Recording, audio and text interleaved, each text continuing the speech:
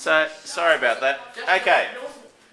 Now, let's have a look. Right. Now, that is running. Yep. Great. Okay. Now, this is not an example of evolution. Well, people think,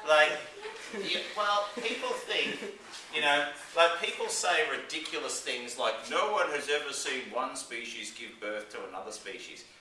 It's almost impossible to state something less logical than that. It is so unscientific, illogical on so many levels. It actually beggars belief. And I've got a very nice representation of speciation. Speciation is when you get a new species, but you don't get a salamander going and having kittens, and then a cat going and having a baby. It doesn't work that way. But how does it work? Well, let's have a think about that. Now, here is another misconception with evolution. Like, people will use the word evolution to mean a change over time, using it in a general sense. But when we use the big E, evolution, in science, it's quite different. A gradual development of something. My ideas on politics in Australia have evolved over time. That's small e. That means, oh yeah, I've changed. But evolution, big E, is very different. Gradual process in which something changes into a different and usually more complex or better form is quite bad as well. Why is that crossed out? Because it's quite bad as well. Okay? People really, really hang on to this idea that they see this evolution as this progress, but it really isn't. And for a long time in human history, people said, oh yes, we've had this build up and build up and build up and build up, and humans, we got to us and we're at the tip top of the evolutionary tree, and we're sort of best of the best. And it's like, well, let's just change our perspective on things. And how well do you photosynthesize? Does anyone here photosynthesize? No. We don't. So if I placed priority upon the ability to photosynthesize, then humans are very, very poorly adapted to do that. We can't. Or breathing underwater. Once again, we would say, well, humans are terrible at that. We can't. So fish are more evolved. Certainly there's genetic change over time, but it's a mistake to say that it's a better form. You need to think in terms of adaptation, where forms are better adapted to the current environment. So if I showed you a video of a goblin shark swimming in the water, it just sort of rides around in this uncoordinated fashion. They're still around. They've been around for hundreds of millions of years. But you compare that to a modern shark, which can cut through the water with great efficiency and economy of movement. And you would say, oh yes, the modern shark is better adapted to swimming in the oceans than a goblin shark. Okay, the goblin shark has similar organs and all sorts of things, but it's better adapted. Here's another thing. Water fleas, 31,000 genes. We have 25,000. Water fleas are better form than humans. People see us as somehow being the pinnacle of the evolutionary process. So that's just a mistake to think in that way.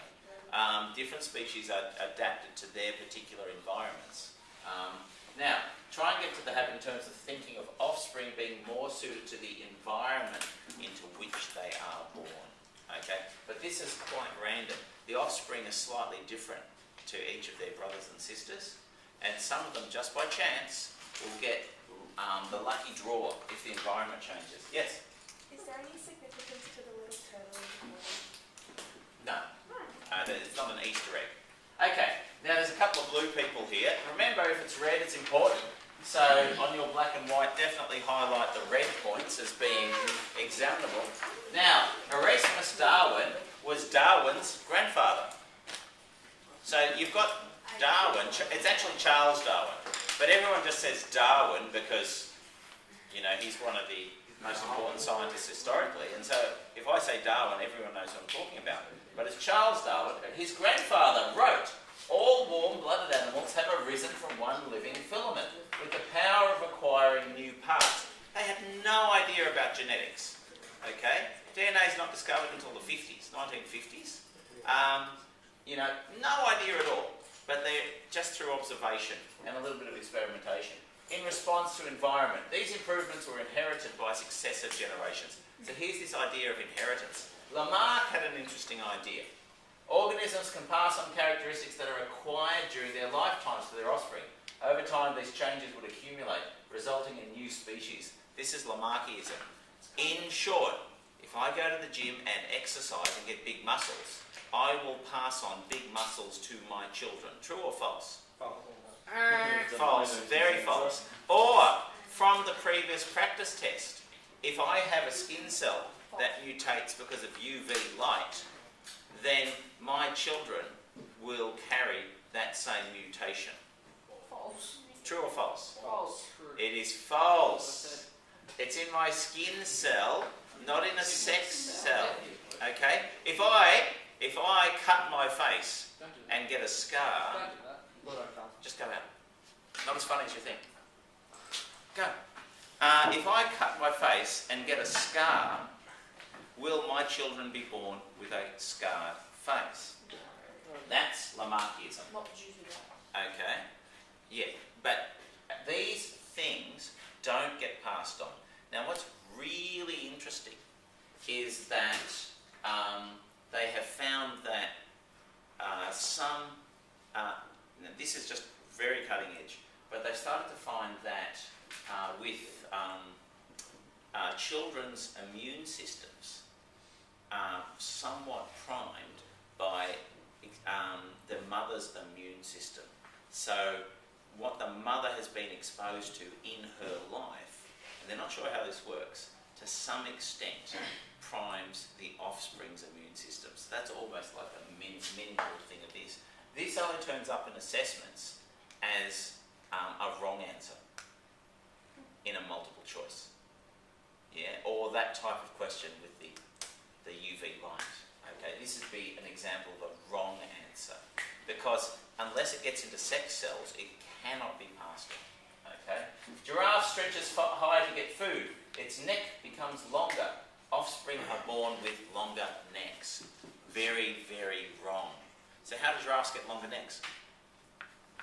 Yep. Genes. Genetics. Yeah, but how? How do you get the species change over time? Yes. Not the food was higher up and the ones with the short necks died out because they couldn't reach the food. Basically. Yeah, so the ones, really critically, the ones that happen to have longer necks, just by chance, survived better. Maybe there was a drought and there was, they ate all of the available food sources, and the ones that could reach those food sources just a little higher than everything else survived. The ones that didn't died. Okay? And it goes from there. Okay? So that's an example of natural selection. Now, that's a pretty good picture. That, if you could write that, like, don't write it down, but if in a test example, you wrote something like that, full marks. Okay, so highlight that. There's variations in a population of organisms. Just by chance, they're born this way. Some of them stand out on the wood, and others blend in pretty well. Some variants are more likely to survive than others. Why are they more likely?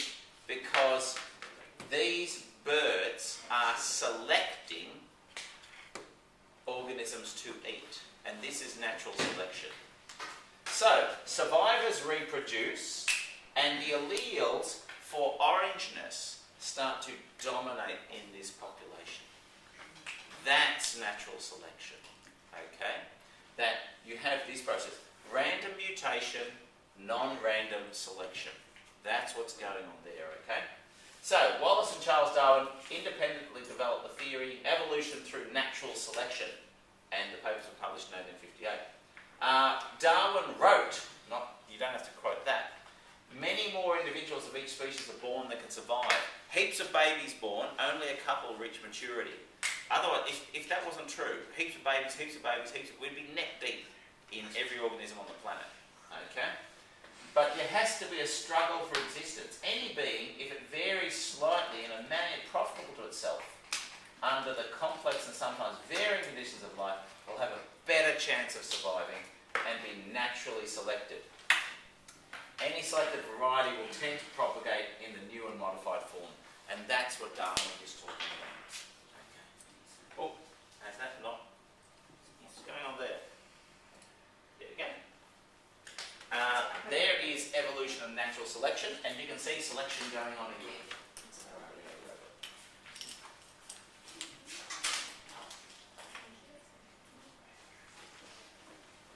Okay, so what you have is, there's the definition, process where different kinds of organisms are believed to have developed from earlier forms during the history of the Earth. Natural selection, organisms which through chance are born with genetic traits which are better suited to the environment, they're more likely to survive, pass these traits to the next generation, and that is adaptive evolution. Okay, that over time the better adapted individuals survive in the environment. And you can see here your chameleon is very selectively eating the insects that are most visible on the leaf. Now, if by chance the wind blew this guy away, that's pregnant, blew it away and it landed on a dark leaf which it was able to eat, it would survive pretty well in that environment, maybe have offspring. Some of them light green, which would get eaten, and then there'd be dark green babies, and they'd have offspring, and you'd start to get this species would start to spread to a second area. Now you've got to think of in terms. Some of these offspring are better at surviving without water. Some of them are better at surviving hot temperatures, cold temperatures, all sorts of things. It's all just random. Okay, and so you've got predators, weather events, extreme weather events. Maybe competition from another organism arriving in the environment. All of these things are causing stress and causing selection to occur. Okay, so it is quite bloody and brutal. Everyone see the white rabbit? Yep. Quite well adapted to a snowy environment. Okay.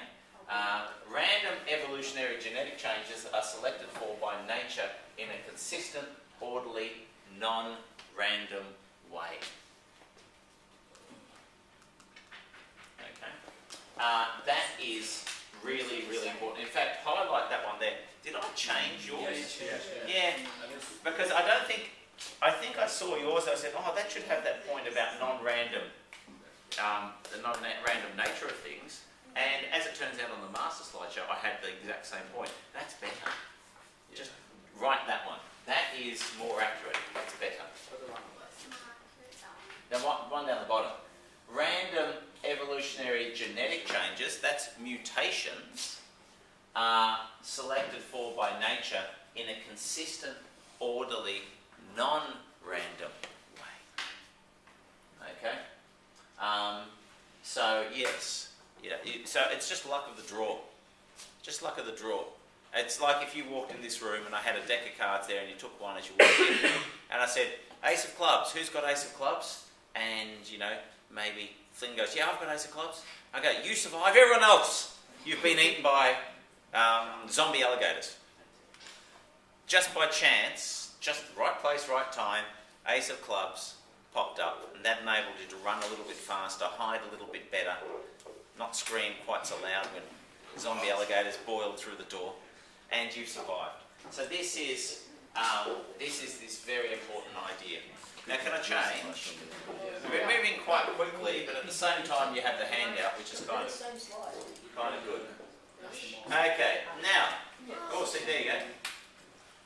So there you go. It's the same key information here, but now this was key for Darwin developing the theory of evolution. Was his visit to the Galapagos, and he visited the different islands, and there were different species of finches on the islands. Different species. That's very important. No longer capable of interbreeding. That's what a species is. The same species, they can produce offspring. Different species, you can no longer produce viable offspring. And he's looking at these birds and seeing different beaks. Yes? And these beaks, sort of the penny dropped a little bit. Some were very well adapted for cracking quite large nuts on islands where that was a primary food source, whereas as others might be picking out small seeds from between grasses or doing other things. And whereas other naturalists, if they saw that, would say, oh, God has been very, very inventive and made all these different species of finch, Darwin started thinking in terms of time and offspring and changes to individuals over time. Because remember, he came from an agricultural background back in the UK, and that's what humans have been doing for a long time. We select things when we breed animals, okay? We're selecting for different traits, and all of those things come together, and for Darwin he realised, well, hang on, what about if the natural world also selects for traits? And would that be, would you then be able to get all this variance of form? So Darwin's Origin of the Species is what he called one long argument. It's a huge book filled with examples to demonstrate unequivocally that this is what's happening, that species can change over time through this selective process. In the same way, one of the examples that is covered thoroughly in this book is humans breeding pigeons, and all the different types of pigeons, breeds of pigeons, all the many breeds of dogs. They're not different species, they're breeds of dogs. But if you kept them separate for long enough, they'd eventually pick up enough genetic change that they could no longer interbreed. Okay. Now, let's have a look at this.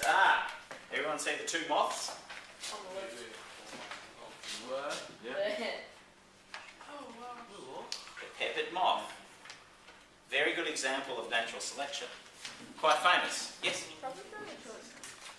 So, acquired characteristics are modified or changed in an organ or tissue from use, disuse, or environmental effects during an organism's lifetime. So that's just big muscles. Go to the gym, get big muscles. Those are acquired characteristics. Inherited characteristics are genetic. Traits which are passed from parents to offspring. Eye colour. Now, you don't need to write the blue stuff down. Can you see both moths? Which moth is better adapted for surviving in the environment? What would happen if the environment changed such that the tree trunks became dark over time? And that's precisely what happened. Do I have that on the next slide? Let's have a quick squeeze. Oh yeah, there we go. So I've got it in more detail there. Change in species over time is what evolution is. Some organisms are better suited to the environment from birth. For some to be better suited than others, there needs to be genetic variation or diversity.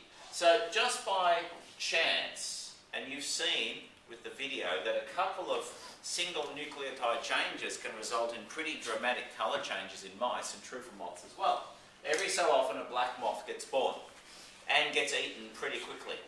Okay? But if it's a recessive mutation, then you can have carrier moths and it'll just keep popping up. Every so often a black offspring will be born, and they probably don't get to reproduce. Sometimes they will, but most of the time they won't. So this is a disadvantage in this environment. Okay? Definitely a disadvantage in this environment. But what happens if you start burning huge amounts of coal in that particular forest? Can it change? Okay. And that's where you get that there. The typical moths are whitish with speckled wings. The peppered moths are well camouflaged on the speckled bark.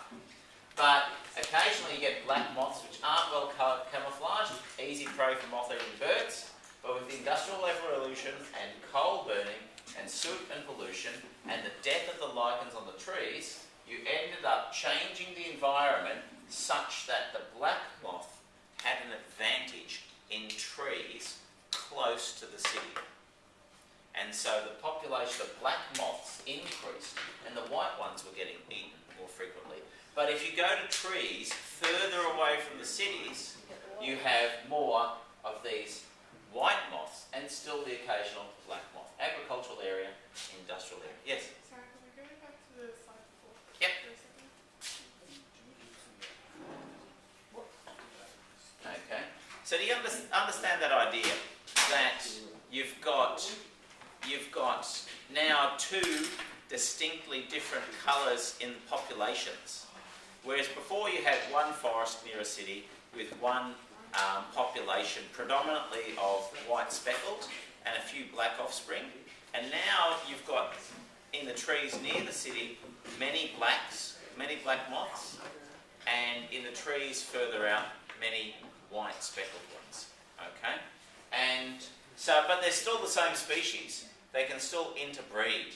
So if you were going to draw that as a diagram, you might have, if the city is there, there's a tree, you might have the allele percentage might be 90% black, 10% white.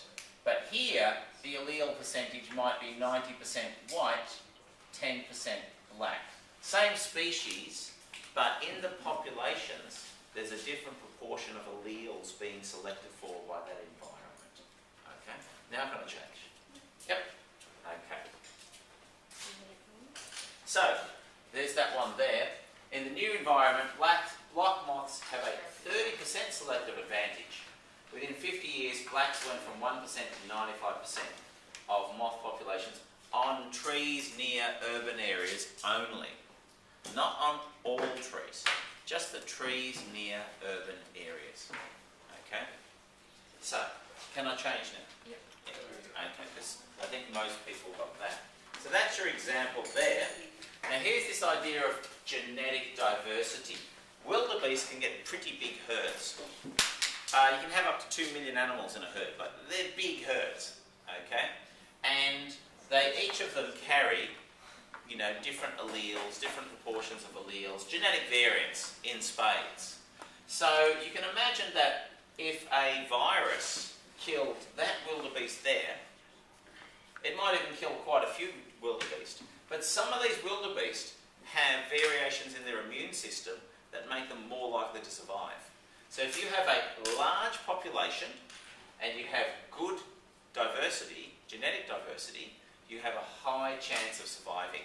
Okay? So the gene pool is the stock of genes in this population. So you want to have a big gene pool. You could have that many cheetahs as well. But cheetahs have a very small gene pool because they nearly went extinct and they managed to breed them up from a very, very small number. So they're very similar to each other, cheetahs. But wildebeest, it's a different example. They have a diverse gene pool.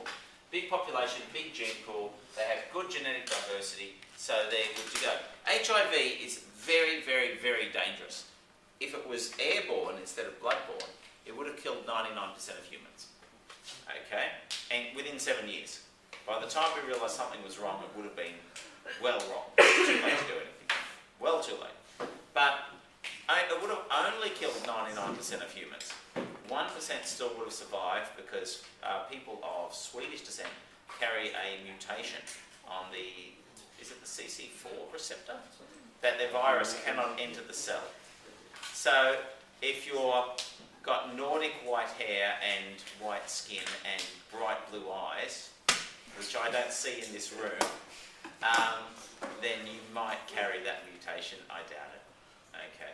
So that's the advantage of having big populations and a big gene pool.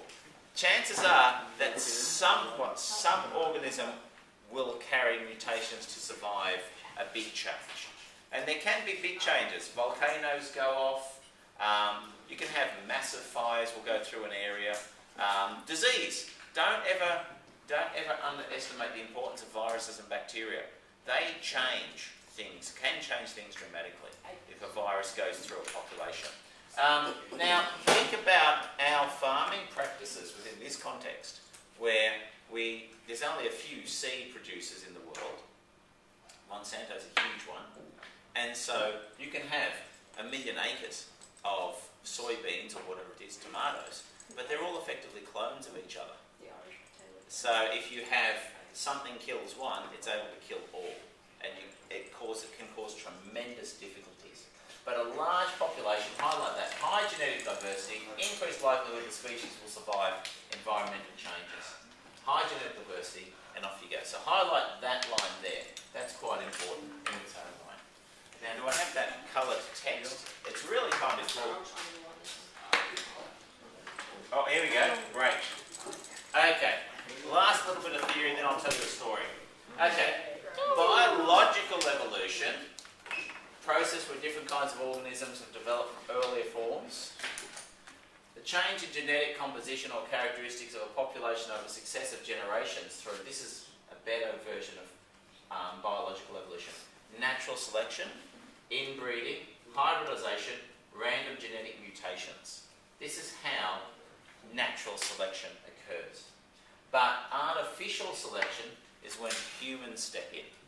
That's where, oh, that cow makes lots of milk. I'll let that cow have babies, and the babies will hopefully make lots of milk. Or that dog is very useful, it's good at hunting. That one can have puppies, and I'll get more hunting dogs. But that other dog is not very useful, so well, probably I will eat that for most of human history. Not now, Chloe, calm down. Okay. Evolutionary processes, genetic diversity at every biological level, including species, organisms, and molecules such as DNA and proteins. So all of these things, what evolution fundamentally comes down to is genetic mutation and changes in genes and changes really in alleles over time. Okay? So remember, for most of human history, humans didn't have red hair. Red hair is really recent. Red hair, pale skin is really, really, really recent. About 10,000 years. Pale skin, very useful, and even white skin, very useful for if you're living in environments that don't get a lot of sunlight. So you can make vitamin D quite efficiently. Yeah?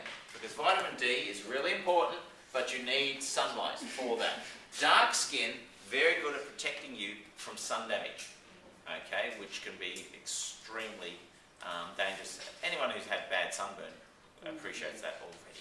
So imagine that over time. Now, I'll tell you a little story here. Right. Now, listen up, you don't need to take notes here, but let's have a look at this. Now, we've got the letter I. Why have I done that? All to become clear. So, imagine you have a geological event or some kind of event that separates some members of a species from the main population over here. So we've had a bad storm come through, and some of these butterflies have been blown out to sea. So they're isolated in a new and different environment. Maybe they land on an island, okay? Now, this is tropical jungle over here. This is desert island over here. It's a different environment. Quite different environment. Hey, it's got different diseases, it's got different predators, it's got different weather events, and different food sources. So it's a very different environment. Not all of them will survive, but a couple of them carry mutations that allow them to survive long enough to reproduce. They can find food, the food that's available is edible for them. They are able to survive the weather, the predators, just through chance, and maybe through go on to reproduce offspring. Okay? Now, yours is black and white, but this is colour. The red letter on that other page in the if represents the isolated individuals on the previous page. Now, so that's them there. Those are the few butterflies that survive on the tropical island. Okay? Hundreds of crossbreeding individuals carry multiple mutating alleles. Each new letter represents the next generation. The paragraph represents thousands, tens of thousands, or hundreds of thousands of years. So you see here, if we have red text and decide to change it by just a small amount, so, you know, next generation, tiny mutations, lots of deaths, and a few offspring surviving every generation. The change might be barely noticeable, but still very small change. This we call our microevolution, small changes in species over time, but still the same species. Every word up to now can be considered red, with very minute changes in hue. If I keep typing long enough, would anyone be able to tell me, just by looking at which word or letter is this post no longer red, but actually purple or blue? All this microevolution keeps occurring in the text with its tiny changes in hue, but ultimately I end up with a completely different colour. It's actually eventually the difference between what one would consider red and what one would consider purple are a whole new species in this analogy. And you go on to read here. So tell me, what was the first purple word in the block of text above? What's the first blue word? Remember, if macroevolution, that is new species being formed, if macroevolution simply cannot happen, then you're saying that the words you are reading now are still red. This is an argument that people have made. Remember that first slide where they said, no, I've never seen a cat give birth to a dog. So there's no such thing as new species being formed. But what I'm saying to you is, yeah, you can get new species when you have lots of little changes on over thousands of years in hundreds of different generations. Build up, build up, build up, build up, build up. And eventually you get to this point where the individuals here are significantly different genetically to the individuals that started this population off. Okay? And then, of course, you get another weather event, and we get some of the new ones. I should change the colour on those. That would make it more meaningful, wouldn't I? Some of these get blown back, and they can no longer interbreed. They are a different species. Too many genetic changes have built up over time. Okay? Interbreeding is no longer possible because of accumulated genetic species. That's how you get new species. You can have groups that are separated from each other so that they don't interbreed. Yeah, you follow that idea? That's really important. There can't be interbreeding. Okay, so you might have a large population and then a volcano blows up in the middle and you've got a little group over here and a little group over there, and they don't interbreed. Now the pocket rocket mouse video that you saw, the black mice sometimes run off the larva and breed with the sandy mice, and the sandy mice sometimes do that on the larva, and so that's still just one species. Okay? Yes? In that case, are the ones in the blue eye, are they not descended from the ones in the red eye? No, of course they're not descended from. This is 100,000 years later. They're cousins. But they were originally the same species. They were descended from a common ancestor 100,000 years ago, common ancestors. Yes. But 100,000 years has passed. Okay? So the ones in the tropical jungle have remained adapted for the tropical jungle. The ones that got to the island, the ones that survived, adapted for the island and picked up genetic change over time, and now they've just met up again, and they can no longer interbreed. They are now cousins to each other because they shared a common ancestor, but no, they're not descended from each other. It's like humans. I'll give you the example with humans, the classic example, and we'll go from there. So, we have orangutan, gorilla, chimpanzee, bonobo, and human. And this kind of tree traces relationships. Okay, chimpanzee and bonobo have a very recent common ancestor, and humans and chimpanzees, bonobos also have a reasonably recent ancestor, and it goes from there. Now, humans are not descended from chimpanzees. That's a critical point. Okay, or bonobos. Humans and chimps all share a recent common ancestor. Isolated, non-interbreeding groups of common ancestors were exposed in different environments, leading to different selection pressures, different proportions of alleles. Yes? What's the slightly, what's It'll the be a underlying hyperlink. slightly bluer eye? It'll be a hyperlink. And different accumulation of genetic mutations, and you get a new species. Look on the next slide. This kind of picture is a little bit deceptive, okay? Because that is an artist's representation of the common ancestor from 13 million years ago, but have a look at this version. What you have here is the same, this is all the same species, but they are separate groups, if you like. Okay, and even this example is not quite true, but we'll run with it. So you have 5 geographically separated groups, identical DNA, so they are the same species. But maybe this one ends up in Borneo and becomes very well adapted to the jungles of Indonesia. Okay? Whereas this one over here remains in Africa and becomes very well adapted to a very, very different jungle environment. Okay? And this group here ends up in different jungle environment. These two groups are very similar, and the ones that ultimately led to humans, different environment again. Same genes here, leading to different outcomes. What was the difference? Why do I start with the same but end up with different? Different environment. Different environments, different natural selection. Okay? In each case, different natural selection with the environment, the weather, the predators, disease, led to different species. That's the common thing, the theme that you need to take away. Okay, and that's really, really, really important. So I've seen questions before on the exam where they'll say, well, if humans and chimpanzees, if humans are descended from chimpanzees, why are there still chimpanzees? And it's very, very wrong. A, humans are not descended from chimpanzees. We share a common ancestor. Okay, that's the critical point. Okay. Any questions about that? So genetic drift is a year 11 term. You don't really get hit with that, but it covers the idea. It describes random fluctuations in the number of gene variants in a population, and that variation is due to the environments.